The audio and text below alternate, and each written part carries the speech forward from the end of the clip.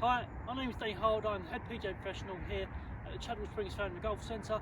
Welcome to the Beginner's Guide to Golf, episode number 2, chipping.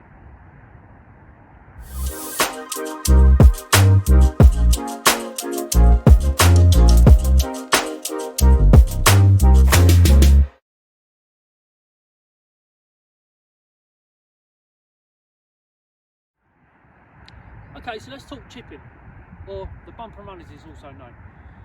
Before we start getting into the technicalities and the setup of the shot, what is chipping? What is a bump and run? Well, basically, it's a little shot that's just going to get the ball up in the air a little bit, rolling on the green as much as possible, getting it as close to the flag or towards the target as close as possible.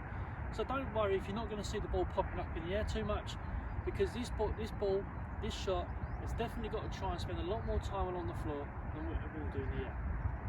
You're going to be faced with some shots that are going to be quite close to you.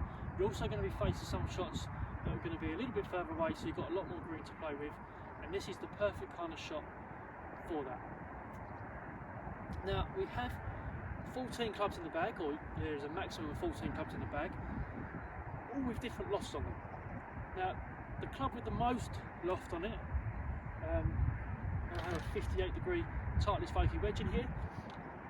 That is going to be the club that's going to go the shortest distance from me. The club with the least amount of loft is my driver. Don't tend to use a driver when you're chipping, but you can certainly use a 3-wood when you've got that shot, like we said earlier. When you've got loads of green to work with, try and get that ball rolling up there as soon as you possibly can. So let's talk about the setup of the shot. So as we said just a moment ago, we've got 14 clubs in the bag, or a maximum of 14 clubs in the bag. They've all got different lofts on them, which is going to help dictate the distance to what shot we've got. So we could be standing next to our ball, we could be looking at the target, and we could be thinking, it's quite close, it's quite far away. And each club in the bag is going to have a distance to how far the ball's going to go. So at the moment, the first flag that I'm going to be going towards is a flag that's about 15 or 16 yards away. Now, this shot for me is perfect for my 58-degree wedge. So let's talk about the setup and the swing and demonstrate how we play the shot. So, first thing that we're going to try and do is we're going to be dictating our grip. Now, I don't know if you watched my putting video, but basically the grip in golf is a fantastic thing. It's a strange thing because there are so many different ways of holding the club. But when we come down towards your chipping or your actual golf swing itself, there's a few less grips that basically we can do. Now, in golf, your grip on the clubs are going to be round apart from the putter, like we said in the last video.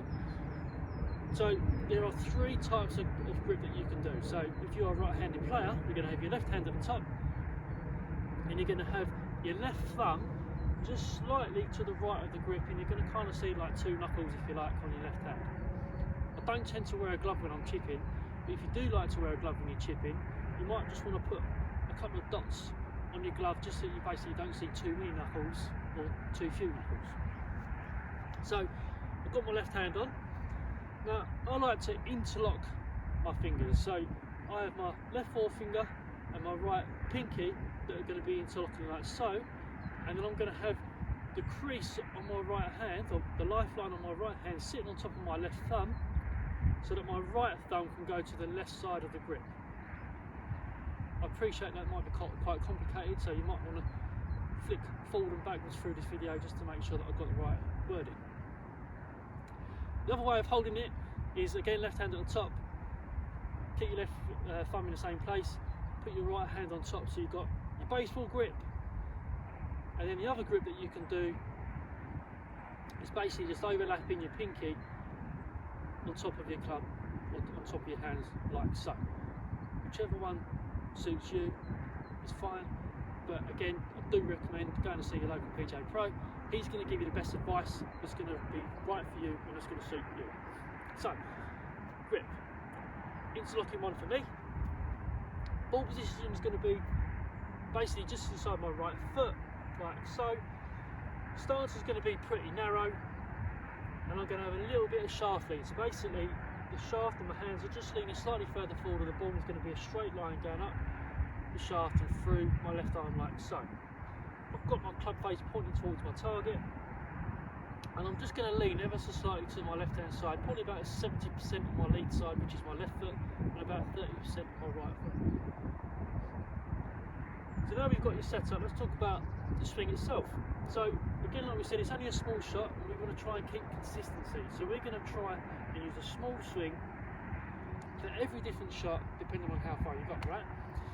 Now, if you imagine yourself as a clock face, head's at 12 and your feet are at 6, we're going to try and swing the club back to 7 through to 5, and that is going to be the swing that we're going to be using for all your chip shots.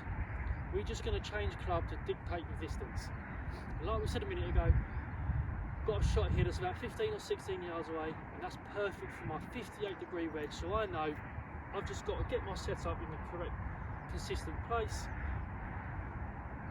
get my grip on, get my club face pointing towards my target, and I'm going to swing back to 7 through to 5.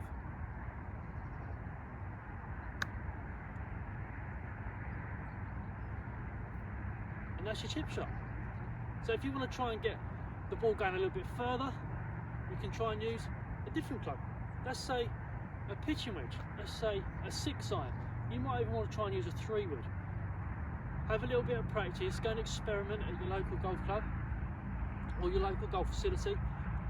Get this set up consistent, change clubs, hit 3 clubs with your lob wedge, hit 3 clubs with a pitching wedge, hit 3 balls with a 3-wood, and just see how far they go.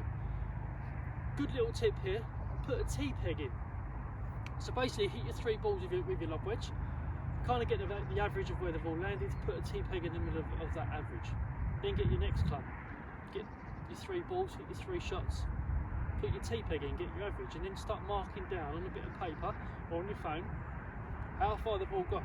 So then when you get to the golf course and you're faced with, I don't know, let's say 27 yards to your target, that for you could be a 7-iron. So you could go, okay, I've got about 27 yards here, I've got my chip shot, got my ball in the right position, okay, I'm going to use my 7.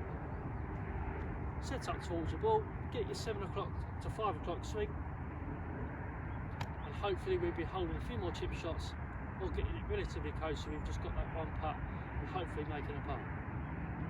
Hope you found this useful. Again, if you've got any questions, please make sure you get in contact with me on social media or on my website. My details are just below. Again, this is nice and basic. I hope you felt like this is nice and basic. If you've got some other questions or you want to try and learn a little bit more on your chipping, just get in contact. Thanks and bye for now.